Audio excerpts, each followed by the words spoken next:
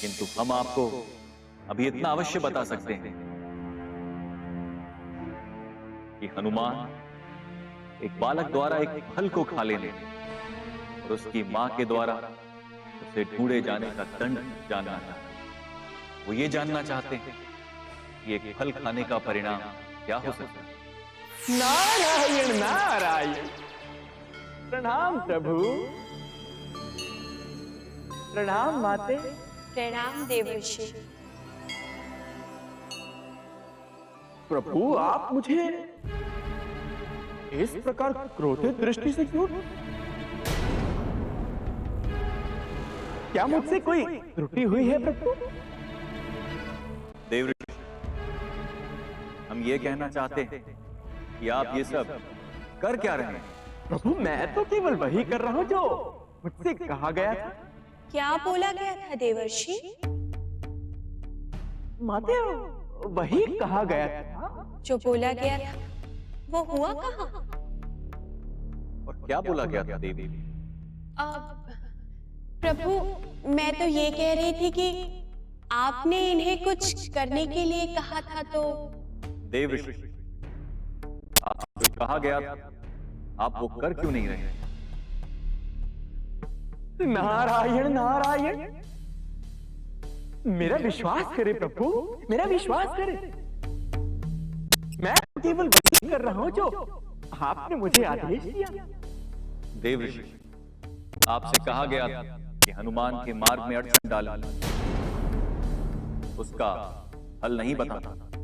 हाँ प्रभु, तो मैं कहां मार्ग बता रहा हूं? किंतु प्रभु अड़चनों का हल बताने वाला संकेत ना दूं, ये आपने कब कहा था? नारायण नारायण। प्रभु मैं तो केवल वही कर रहा हूं जो मुझे कैलाश से आदेश हुआ। ठीक है देवऋषि, किंतु अब आप जो भी करेंगे उसमें अड़चन बड़ी होनी चाहिए। हनुमान की बुद्धि की परीक्षा है। जो आज्ञा प्रभु, जो आज्ञा। तो मुझे आज्ञा है प्रभु।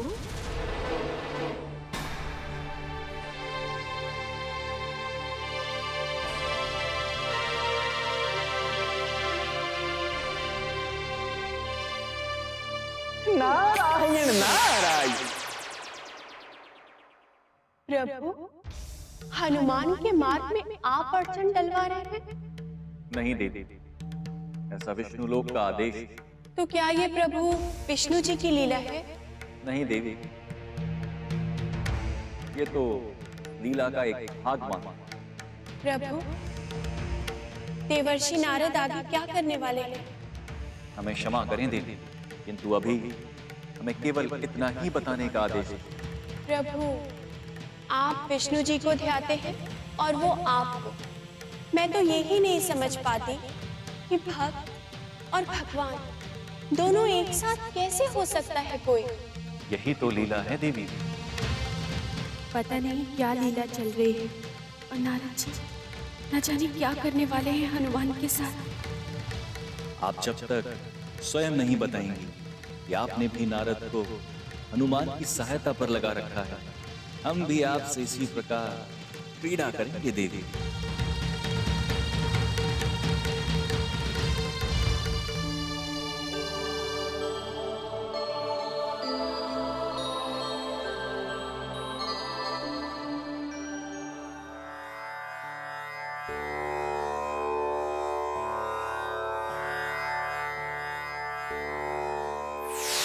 नारायण नारायण। प्रणाम देव चिकित्सक, प्रणाम। देव ऋषि आप सुमेरु से यहाँ? क्या अंजना की स्थिति और भी? नारायण नारायण। नहीं नहीं देव चिकित्सक, अंजना की स्थिति तो अभी वैसी ही।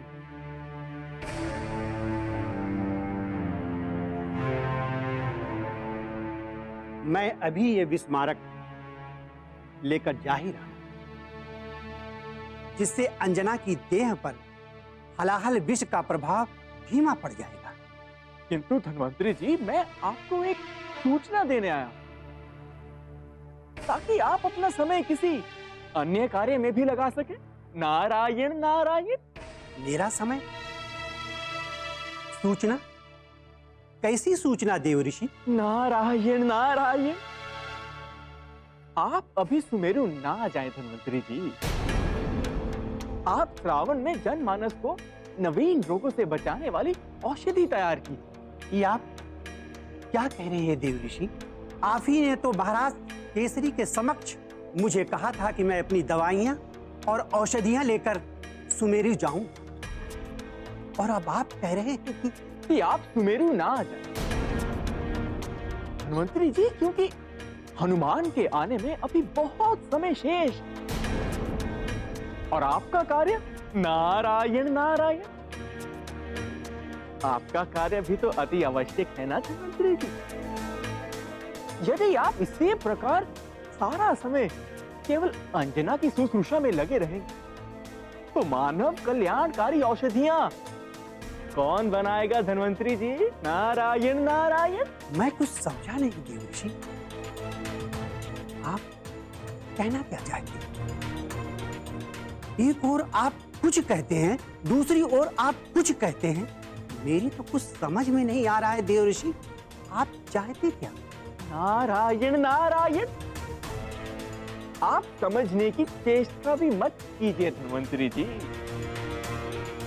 क्योंकि मैं स्वयं भी नहीं समझ पा रहा हूं कि मैं क्या करूं और क्या ना करूं, क्या उचित है और क्या अनुचित है।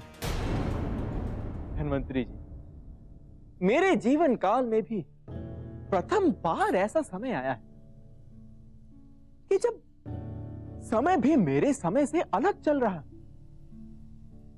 धन्वंतरी जी, मेरी आपसे केवल एक ही विनती है कि आप यहीं रुककर औषधियां तैयार कीजिए जो आप जन कल्याण के लिए तैयार करने वाले। वो औषधि तो लगभग अपने अंतिम चरण में है। नारायण नारायण। तो आप उन औषधियों को तैयार करते रहिए धन्वंतरी जी।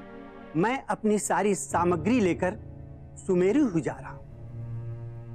इस प्रकार अंजना की देखभाल भी हो जाएगी और मेरी औषधि भी तैयार हो जाएगी।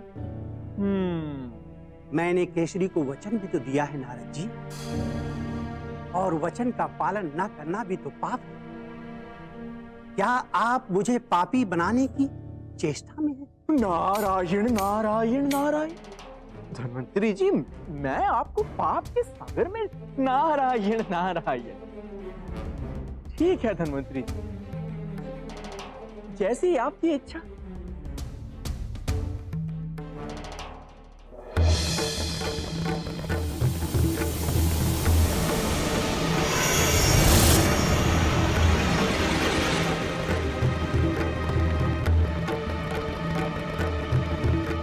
जाइए धन्वंतरी जी, जाइए।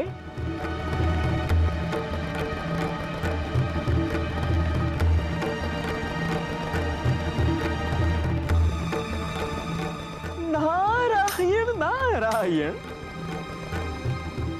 आप कितने भोले हैं धन्वंतरी जी, कितने भोले हैं आप। नारायण नारायण।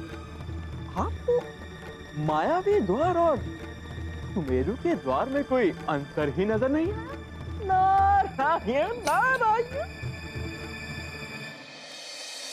प्रभु, अब ये क्या था? धन्वंतरी जी कहाँ चले गए? देवर्षि ने अपनी माया से ये कौन सा द्वार बना दिया? कहीं ये आपके आदेश पर तो नहीं हुआ? देवी, हम तो हनुमान के मार्ग में अड़चन डालने के विषय में बात कर रहे थे, ना कि धन्वंतरी जी को किसी अज्ञात लोक में भेजने के लिए। ना जाने नारद जी के मस्तक में कौन सी लीला चल रही है कि वो हमारे आदेश को इस प्रकार से पूर्ण करना चाहते हैं।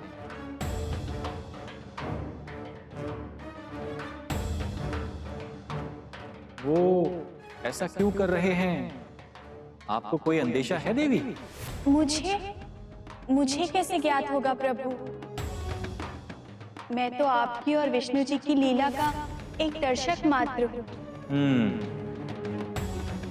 सच कहा आपने देवी। आप तो मात्र दर्शक हैं, और दर्शक को तो केवल दर्शन ही करना चाहिए। क्या आपको ये लगता है कि मैं... नहीं नहीं गौरव, हमने ऐसा कब कहा?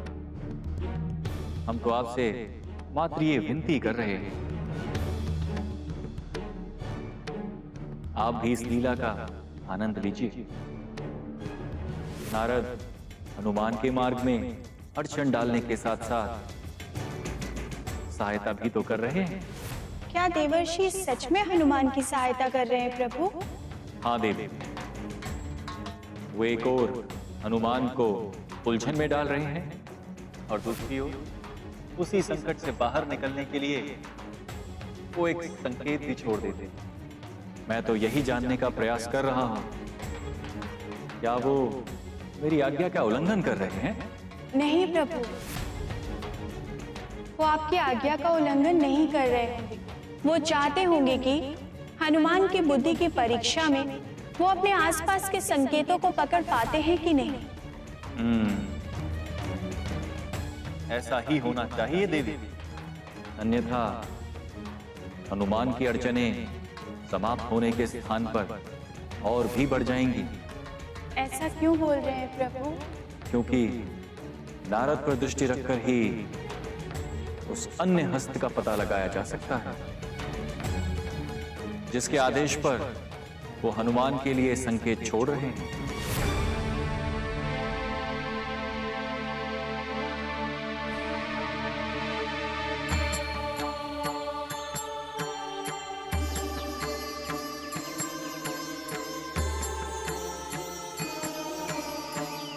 राक्षस ने मुझे युक्ति से भ्रमित किया है। मैं उससे अवश्य खोजूंगा और विजय को इस प्रकार बंदी बनाने का कारण भी पता लगाऊंगा। यदि वो राक्षस है तो बंदी बना क्यों घूम रहा है?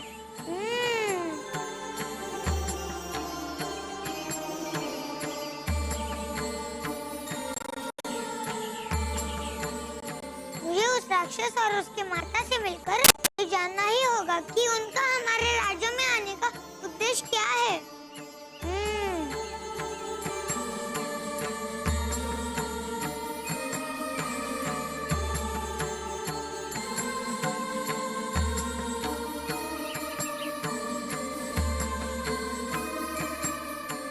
मेरी संध्या वंदना का समय भी हो गया है, किंतु अभी तक मुझे किसी भी सत्य का पता नहीं चल सका। प्रथम मैं प्रभु शिव की स्तुति कर लेता हूँ, तत्पश्चात मैं और कुछ कार्य करूँगा।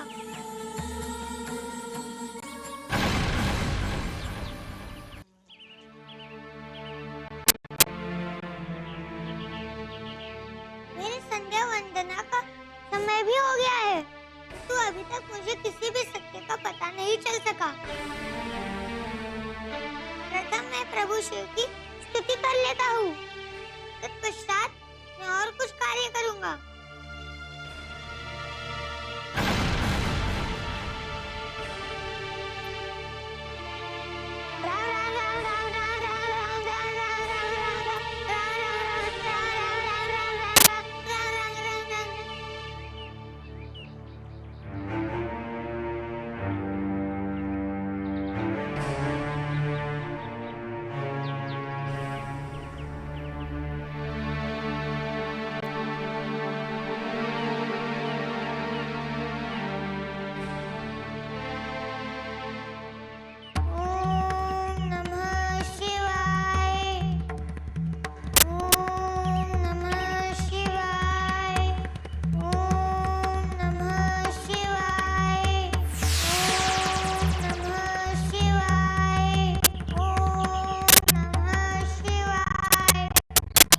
मूर्ख बनाकर यहाँ पर पाठ कर रहा है, अभी बताता हूँ तुझे। ये क्या करने जा रहे हो पाठ? ये क्या करने जा रहे हो? इसे अपने वश में करने जा रहा हूँ देवर्षि।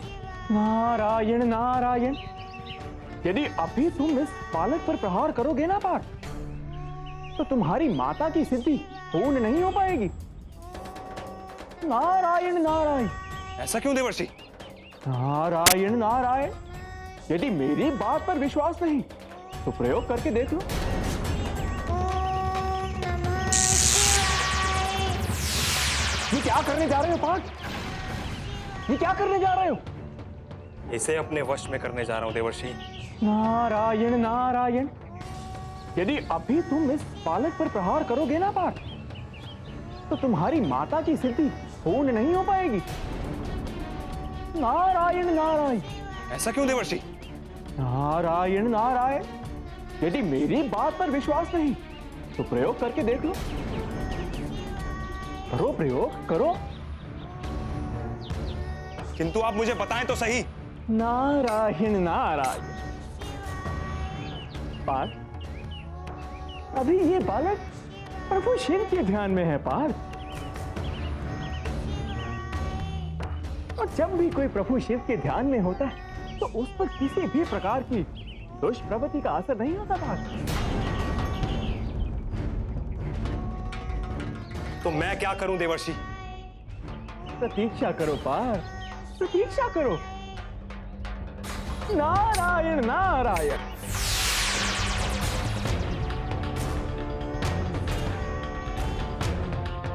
मुझे भ्रमित करने वाले, अब तू नहीं बचेगा।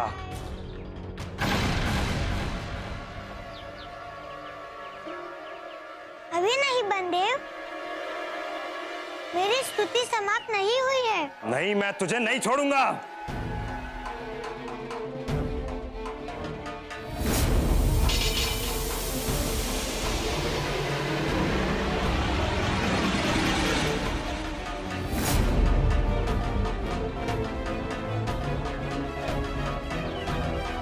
मुझे खोल हनुमान, मुक्त कर मुझे।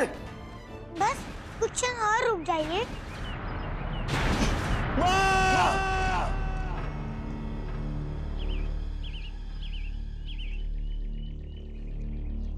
जब तक आपकी माता यहाँ नहीं आती, तब तक आप मुझसे प्रभु शिव के श्रावण की कथा सुनिए।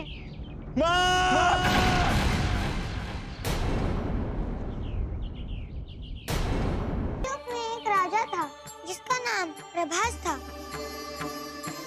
जिसके 3 रानियां थी। किंतु उस राजा को तीनों रानियों से एक भी संतान प्राप्त नहीं हो रही थी। प्रभु, हनुमान के मुख से आपकी कथा सुनकर बड़ा ही आनंद लग रहा है। हाँ देवी, हनुमान इसी प्रकार हर सोमवार सायंकाल और भोर के समय हमारी कथा कहेंगे, जिससे बहुत से लोगों का मन परिवर्तित होगा और वो सत्मार्ग पे चलेंगे। तो प्रभु, क्या वनदेव अर्थात दुष्टला और उसकी माँ का मन भी परिवर्तित होगा? इसके लिए तो आपको प्रतीक्षा करनी होगी देवी। राजा अपने वंश को आगे न बढ़ते हुए देख बहुत ही चिंतित रहते थे और धीरे धीरे उनकी चिंता बढ़ते बढ़ते इतनी बढ़ गई कि उन्होंने राज्य के कामों पर ध्यान देना ही बंद कर दिया। फिर उनके सेनापति ने उनके राज्य पर आधिपत्य कर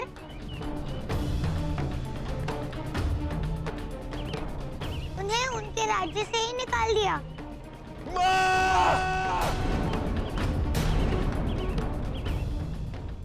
आनंद प्रभु, कितनी प्रभावकारी कथा है ये। देवी, कथा केवल कथा ही नहीं होती, हर कथा में एक मर्म होता है। यदि मनुष्य उस मर्म को पहचान अपने जीवन को उन्नत बनाने के मार्ग पर चले, तो उसके जीवन में कभी कोई कष्ट ही ना। हनुमान की इस यात्रा में उन पर आया हुआ ये कष्ट समाप्त तो होगा ना प्रभु? आनंद प्रभु, कितनी प्रभावकारी कथा है ये। देवी, कथा केवल कथा ही नहीं होती,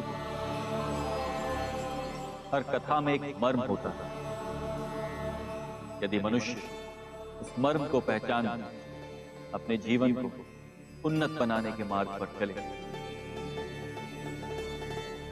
तो उसके जीवन में कभी कोई कष्ट ही ना आए। हनुमान की इस यात्रा में उन पर आया हुआ ये कष्ट समाप्त तो होगा ना प्रभु?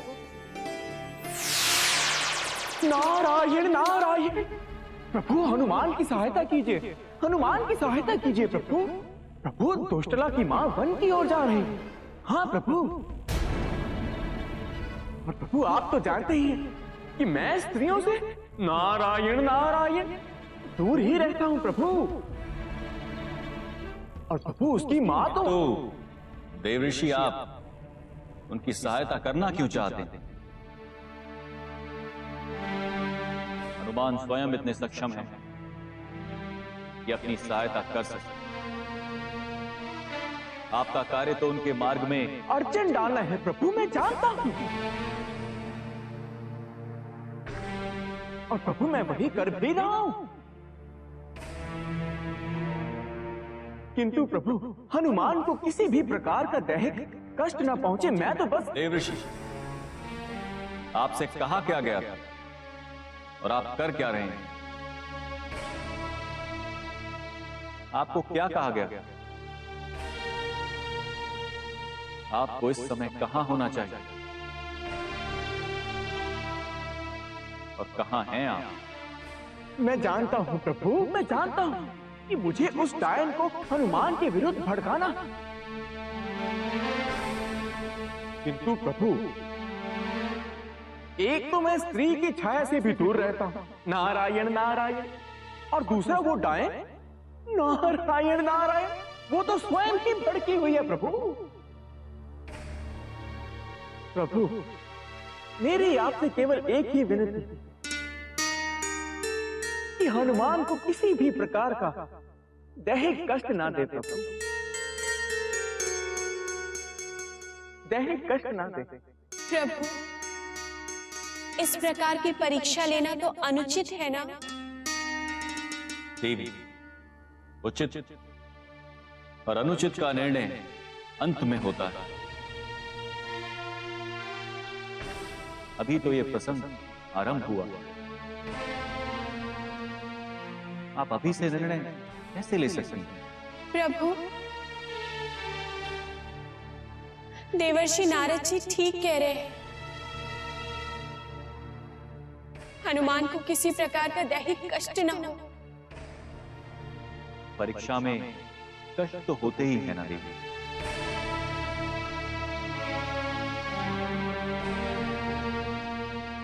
और आपका दिया उपहार है ना हनुमान के पास की सहायता के लिए? मेरा उपहार? हाँ देवी, हम ये बात तब तक गुप्त रखना चाहते थे जब तक आप इस सत्य को स्वयं न स्वीकार कर लेते। ये आपका कंगन मानसरोवर में नहीं गिरा, अपितु आपने उसे हनुमान की सहायता हेतु पृथ्वी पर गिरा दिया।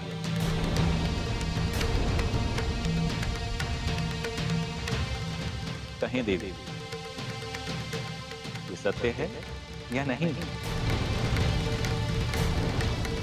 तो प्रभु मैं तो मात्र हनुमान की सहायता करना चाहती थी,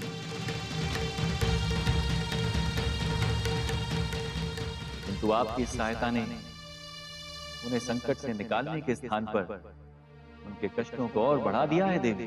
वो कैसे प्रभु? वो हम आपको बाद में बताएंगे। नहीं प्रभु, आप मुझे अभी बताइए ताकि मैं आगे से ध्यान रख सकूं। इस एक प्रसंग को हल करने में हनुमान को कुछ और समय लगना चाहिए,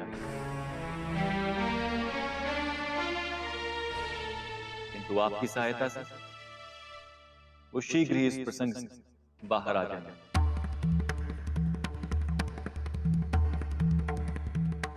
किंतु उसके पश्चात वो एक नए प्रसंग में फंसेंगे जिसमें हम नहीं चाहते थे कि वो फंसे। आपकी सहायता से हनुमान के कष्ट बढ़ गए हैं ना देवी? प्रभु, तो मैं अपना कंगन वापस। नहीं देवी, अब नहीं। अभी तो उसकी प्रासंगिकता आरंभ हुई। अर्थात प्रभु? बस देखते जाइए। और इस तरह 12 वर्षों बाद प्रभु शिव की कृपा से राजा प्रभास को उनका खोया हुआ राज और 2 रानियों से एक पुत्र प्राप्त हुए और महारानी चारुलता से एक पुत्र की प्राप्ति हुई।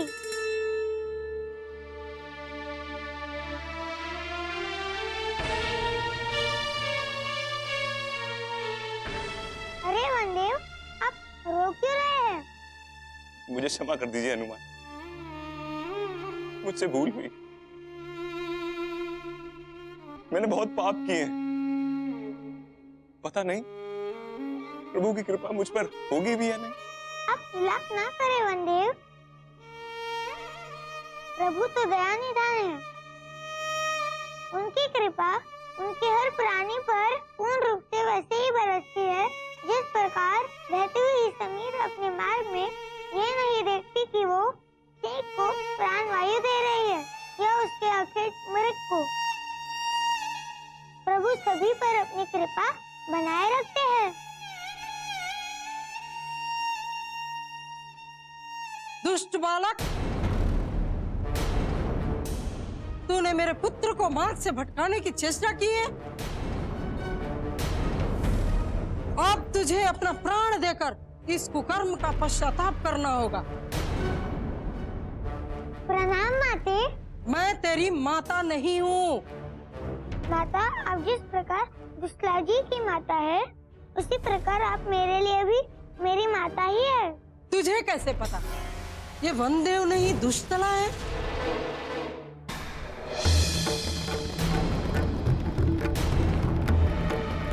इस कंगन को देख रही हैं आप? इस कंगन के पार देखने पर मुझे वनदेव दुष्ला जैसे दिखाई दिए थे। मुझे आपके पुत्र का अस्तित्व पता चल गया है। ऐसा कैसे हो सकता है? किसी कंगन से किसी के अस्तित्व का पता लगाया जा सकता है? ये असंभव है। आप स्वयं देख लीजिए माते।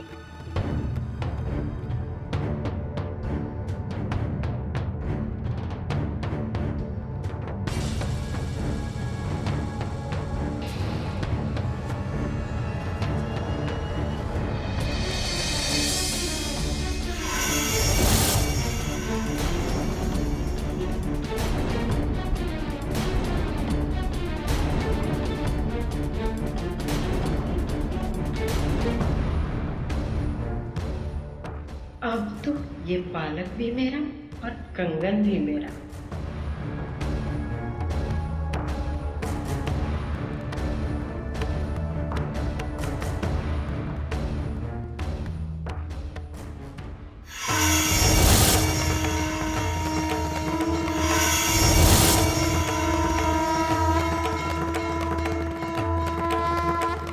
प्रभु, आप मेरी मुक्ति कीजिए। मुझे क्षमा करे प्रभु। मैं पापिन 12 वर्षों तक इस नर्क में हूँ। मुझसे कहा गया था कि प्रभु के दर्शन के बाद मुझे इस नारकीय जीवन से मुक्ति मिलेगी, किंतु मैं पापिन और पाप करती चली गई। मेरे मुक्ति का मार्ग बताइए प्रभु।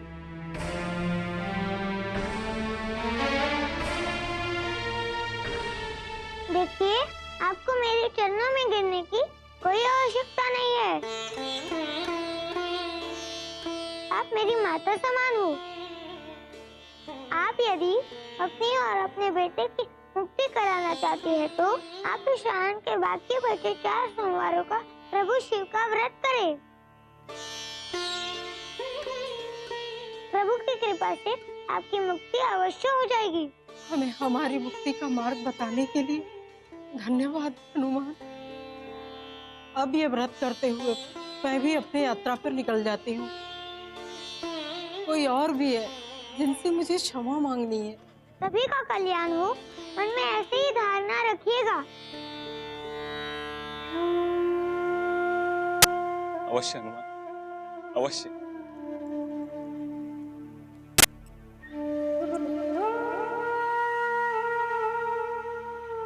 राम राम राम राम राम राम राम राम राम राम राम राम राम राम।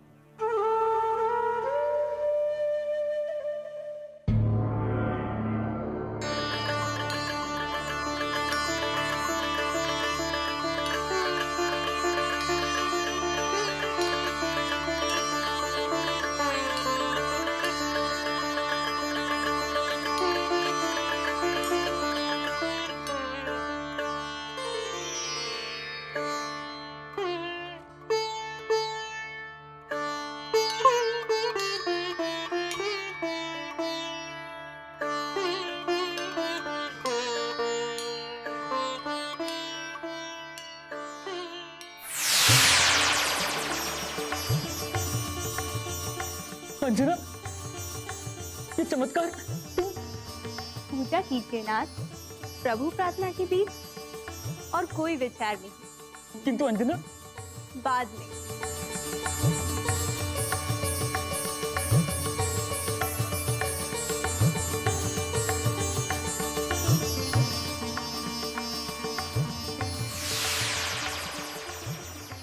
अंजना, अंजना,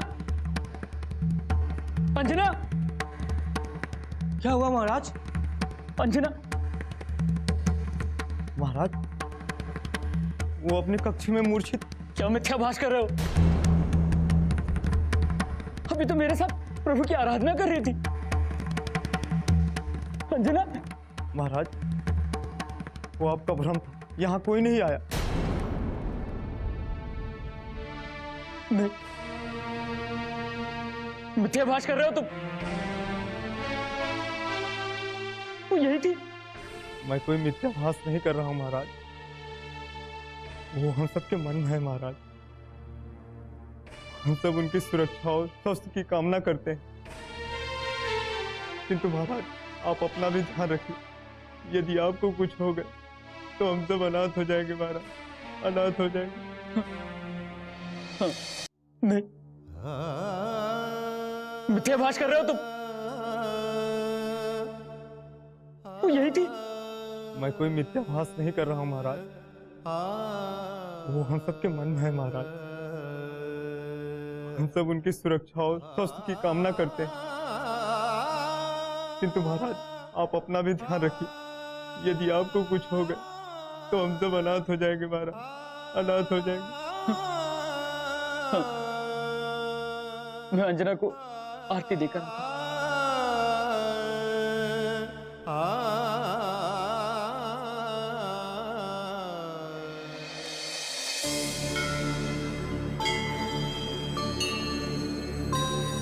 देख रहे हैं प्रभु, अंजना के अस्वस्थ होने पर भी केसरी आपकी पूजा का नियम बनाए हुए है। देवी, केसरी तो हमें भूल ही गए थे। उनकी बहुत सी भूलें हमने क्षमा की। जब वे सुखी थे तो उन्होंने हमें कभी याद नहीं किया, और आज दुख आया तो। प्रभु, ऐसा क्यों होता है कि जब मनुष्य के पास सुख आता है तो वो आपका स्मरण भूल जाता है, और जब उसके पास दुख होता है तो वो आपकी स्तुति करता है। यदि वो सुख में भी आपकी स्तुति करे तो दुख आए ही क्यों? नहीं देवी,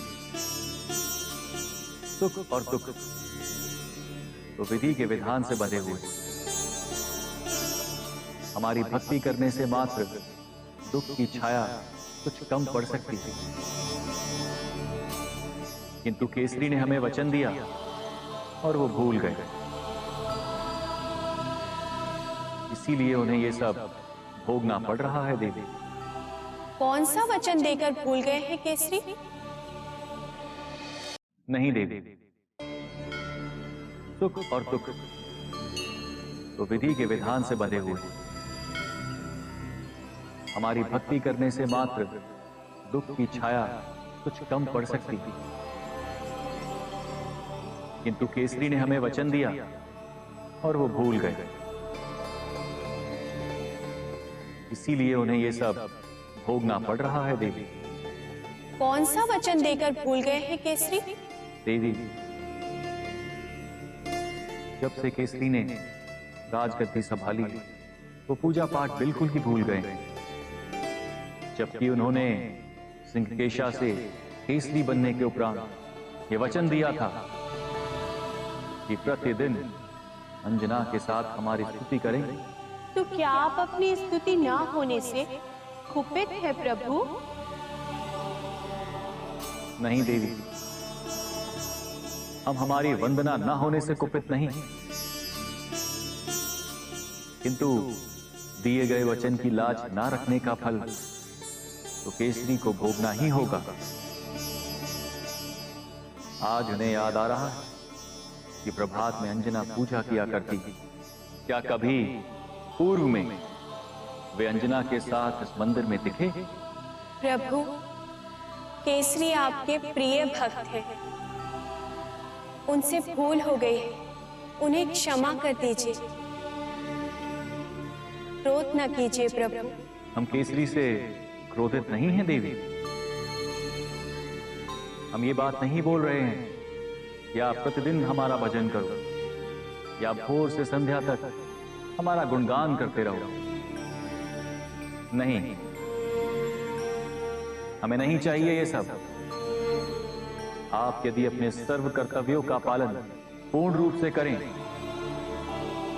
तब भी हम प्रसन्न होते हैं देवी।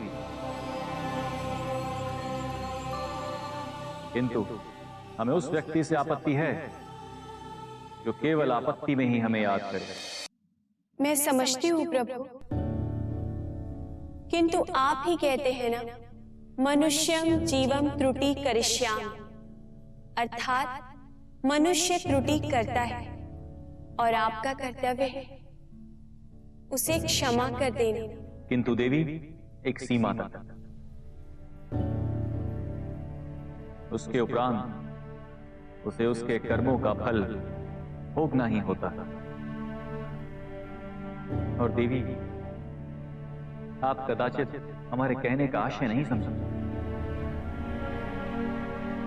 आज केसरी को पूजा और मंदिर दिखाई पड़ रहे हैं। जब अंजना और हनुमान दोनों पूजा कर रहे थे तब भोर में इन्हें ऐसा कौन सा कार्य आ जाता था कि ये एक भी पल हमें समय नहीं दे पा रहे थे, जबकि इन्होंने हमें वचन दिया था। प्रभु, मैं समझ गई और आज ये लीला उनको ये आभास कराने के लिए है कि वचन का पालन ना करने का क्या दुष्परिणाम होता है। अस्तु। लीला से याद आया प्रभु, नारद जी कहाँ रह गए? अब तक तो उन्हें यहाँ आ जाना चाहिए था, आए क्यों नहीं? देवी, अब आप बात बदलने की चेष्टा कर रही हैं। प्रभु, जब आप जानते हैं कि मैं बात बदलने की चेष्टा कर रही हूं, तो बात बदल दीजिए ना। ठीक है देवी।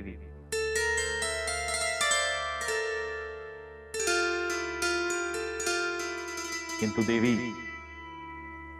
आप भी हमें बार बार ये ना कहें कि आप इसका दुख दूर करें या उसका। मनुष्य को दुख और सुख मेरे कारण नहीं होता, अपितु अपने कर्मों के कारण ही होता है।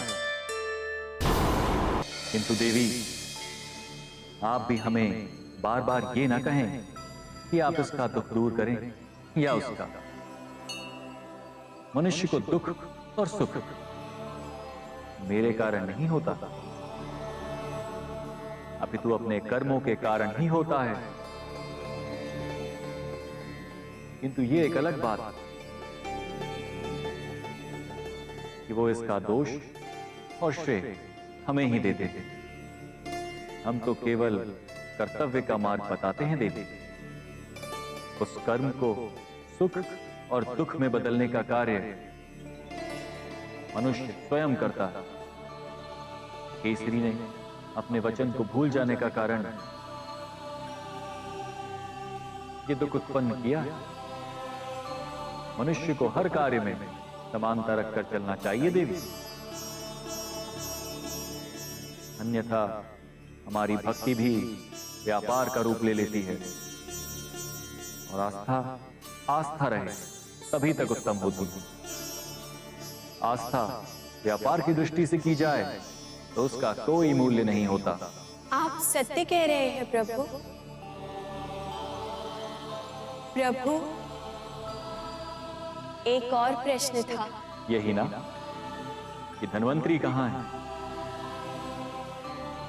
सुमेरु में अभी धन्वंतरी की आवश्यकता नहीं है देवी। प्रभु, यदि धन्वंतरी वहां नहीं पहुंचे तो औषधि कौन बनाएगा? औषधि भी समय आने पर बन जाएगी देवी, आप चिंतित ना हो। अभी तो आप यह देखिए कि हनुमान कहां जा रहे हैं।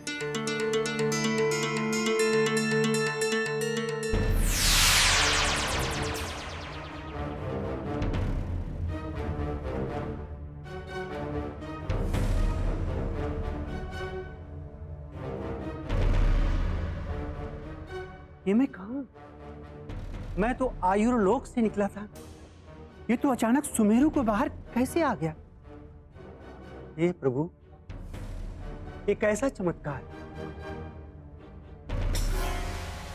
चलो यहां से भ्रमण करते हुए राजमहल की ओर चले जाते।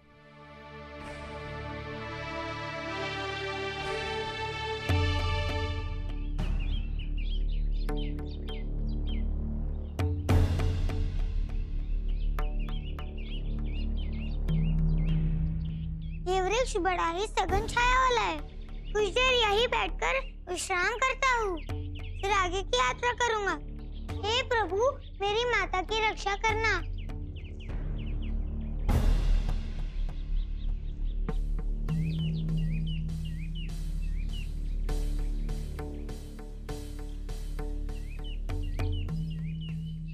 ओम राम रामाय नमः।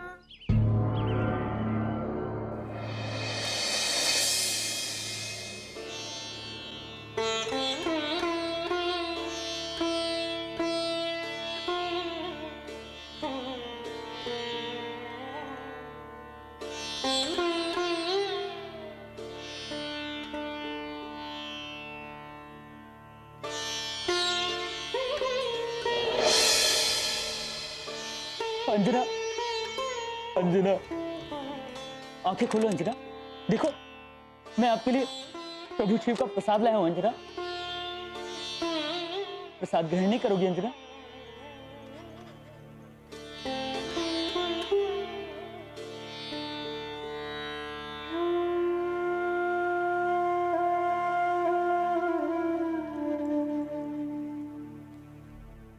अवश्य ग्रहण करूंगी।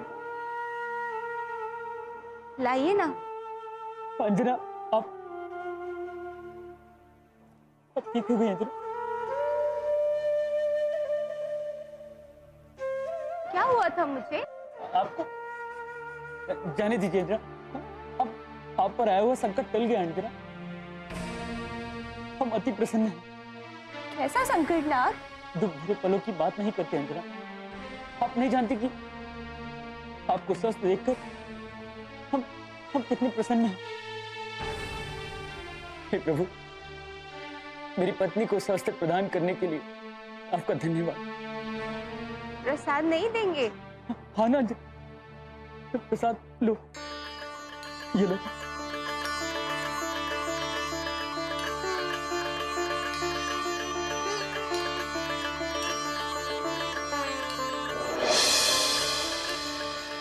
महाराज, महाराज,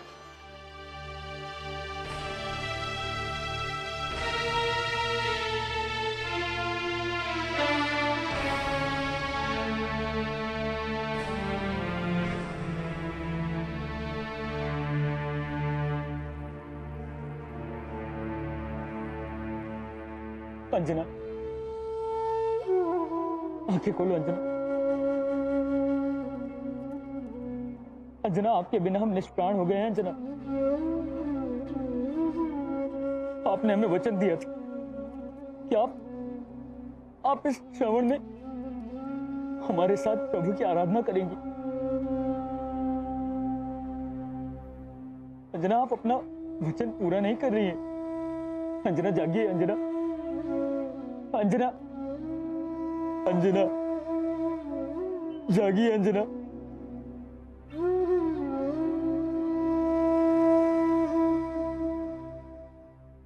महाराज, जाओ, घोषणा करवा दो, आज रात दरबार नहीं लगेगा। जी महाराज। ये वो औषधि पत्र है जो धन्वंतरी जी ने वन से मंगवाए थे। वहां रख दीजिए। जी महाराज।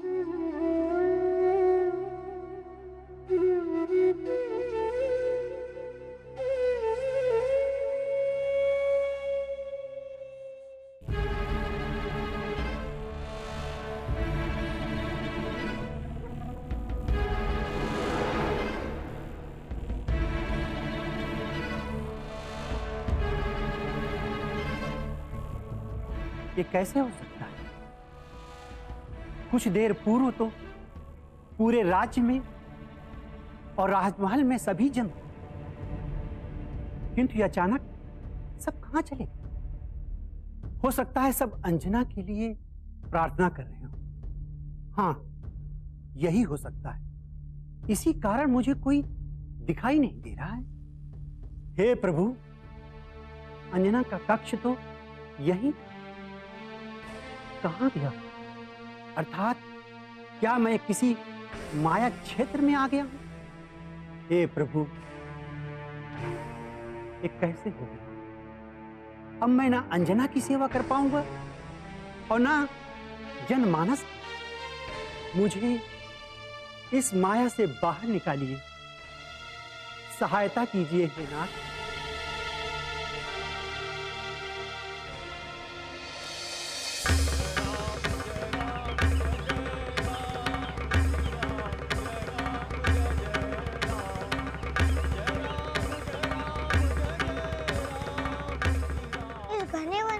प्रभु का भजन कहीं मैं नहीं, मैं स्वप्न नहीं देख रहा हूँ।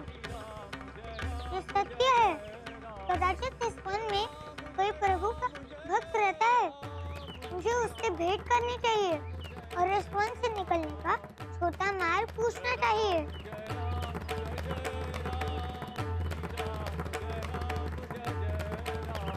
राम राम राम राम राम राम राम राम राम राम राम राम राम राम राम राम। अरे, ये मार्ग अचानक इतना कष्टकारी कैसे होते जा रहा है? हे प्रभु शिव, क्या आपके वो भक्त इतने विषम मार्ग पर चलकर आपका भजन गाने कहीं जाता है, या वो वहाँ पर ही रहता है और उस तक पहुँचने का मार्ग इतना दुर्गम है? यदि यह मेरी कोई परीक्षा है तो मैं उनसे भेंट अवश्य करूँगा।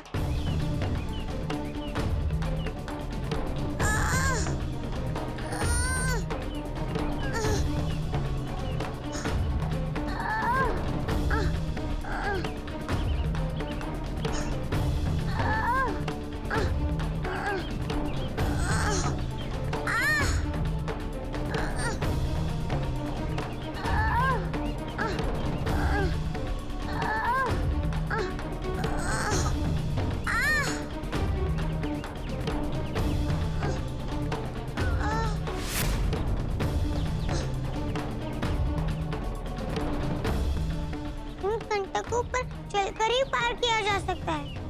हे प्रभु राम, मुझे इन कंटकों पर चलने की शक्ति प्रदान करें।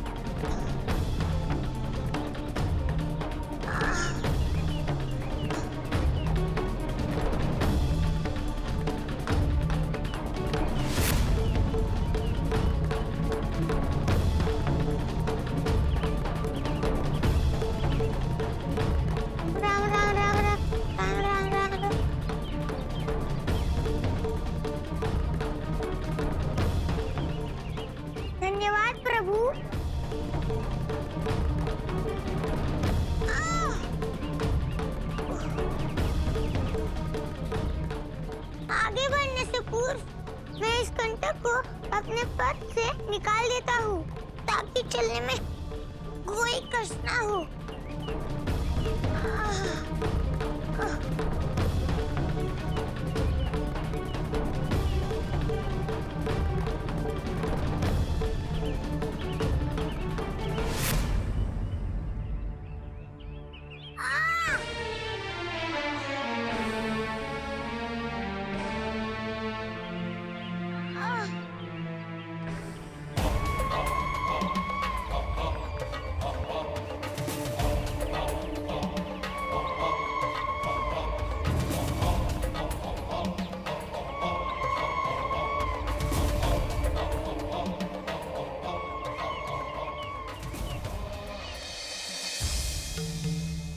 प्रभु, प्रभु ये तो ब्रह्म राक्षस। हाँ देवी। प्रभु, ये तो हनुमान के पग से निकलते हुए रक्त को सूंघते हुए उन्हीं की ओर। ये हनुमान के पग से निकले रक्त की गंध की टोह लेते हुए उन्हीं की ओर जा रहा है। और ये वही अड़चन है जिसके विषय में हम आपसे कह रहे हैं। अर्थात ये देवी कि दुश्चला और उसके मां की समस्या आपके कंगन के कारण कुछ समय पूर्व ही हल हो गई। प्रभु, ये तो हनुमान के पग से निकलते हुए रक्त को सूंघते हुए उन्हीं की ओर। ये हनुमान के पग से निकले रक्त की गंध की टोह लेते हुए उन्हीं की ओर जा रहा है। और ये वही अड़चन है जिसके विषय में हम आपसे कह रहे हैं। अर्थात ये देवी कि दुश्चला और उसके मां की समस्या आपके कंगन के कारण कुछ समय पूर्व ही हल हो गई। और जो समय बचा है ये उसी का प्रभाव है। तो क्या इसका उद्धार भी हनुमान के द्वारा ही होगा प्रभु? यह तो समय ही बताएगा देवी कि हनुमान के द्वारा इसका उद्धार होगा या इसके द्वारा हनुमान को हानि। प्रभु, तो क्या इससे हनुमान की हानि हो सकती है? समय की बलिहारी है देवी। मैंने तो आपसे कहा ही था ये कार्य का प्रभाव दूसरे कार्य पर अवश्य पड़ता है। प्रभु, आपने मेरे प्रश्न का उत्तर नहीं दिया। आपके प्रश्न का उत्तर हमारे वचन में ही है देवी। हमने आपके प्रश्न का उत्तर ही दिया है। तो मैं ये समझूं कि हनुमान पर ब्रह्म राक्षस वार करेगा? जैसी हमारी पत्नी की इच्छा। नहीं प्रभु, मैंने ऐसी इच्छा कब की? देखिए देवी, आपकी इच्छा पूर्ण होने वाली है।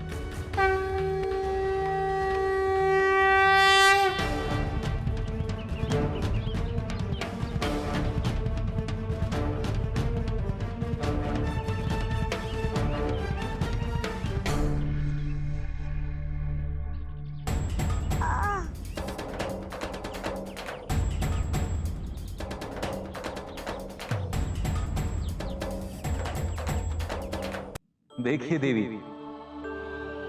आपकी इच्छा पूर्ण होने वाली है।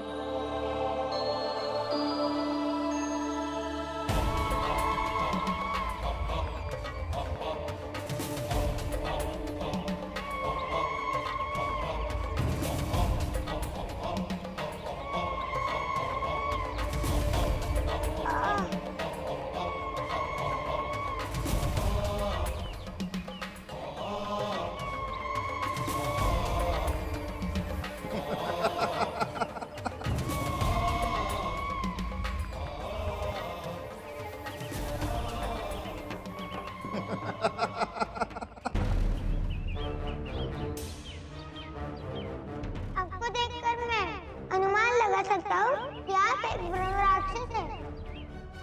किंतु आप मेरे मार्ग में क्यों है ये मैं नहीं जानता।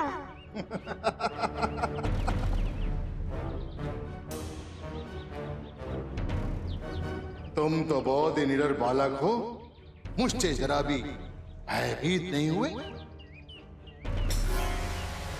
मेरे साथ मेरे प्रभु की कृपा है,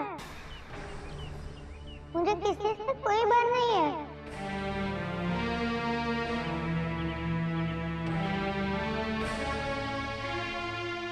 तो आज तुम्हारे भाई का प्रायश्चित करना होगा।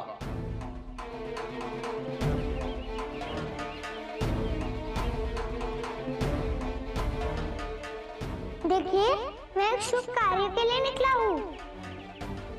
मुझे जाने दीजिए।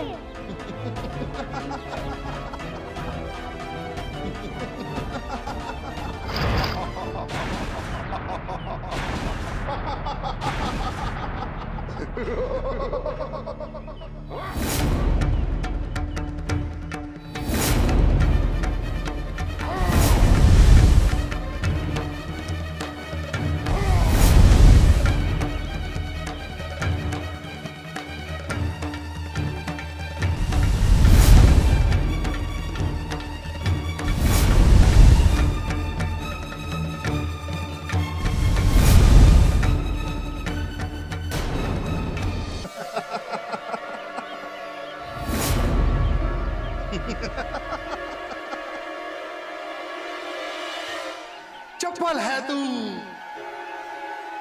आनंद आएगा। तेरे रक्त का पान करते मुझे बहुत ही आनंद आएगा।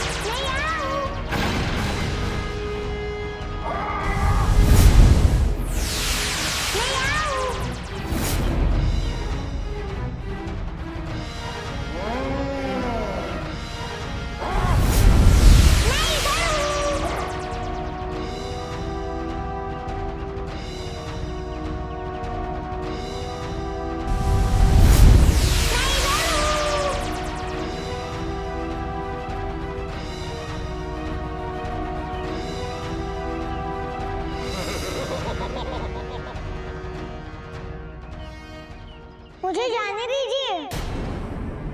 मैं कोई द्वंद नहीं चाहता।